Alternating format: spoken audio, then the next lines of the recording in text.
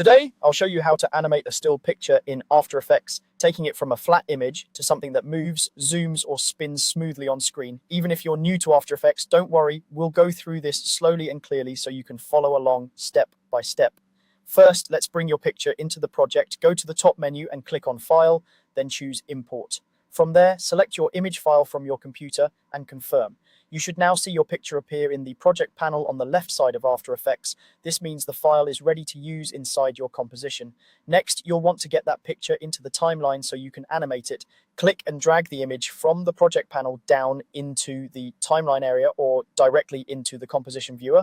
After you drop it in, it will create a new layer in the timeline.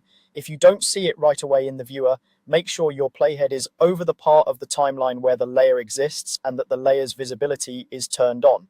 Now we're going to access the main transform properties you'll use for animation.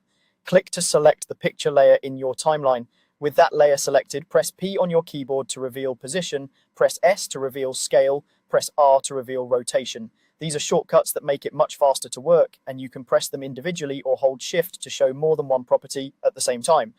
Position controls where the image sits in the frame, scale controls how big or small it is, and rotation controls how it spins.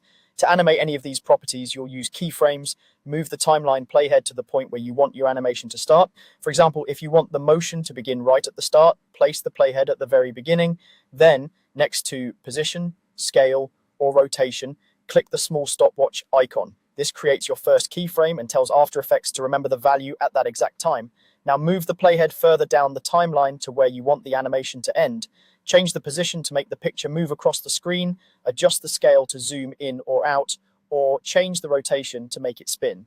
As soon as you change these values, After Effects will automatically create new keyframes. When you play it back, the software will animate smoothly between the starting and ending keyframes you set. To make everything look more polished, turn on motion blur.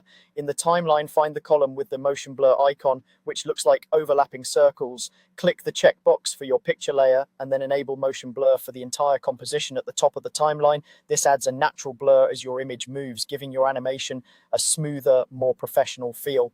And that's it. You've imported your picture, placed it in the timeline, animated its position, scale, or rotation with keyframes, and finished it off with motion blur for a smooth result.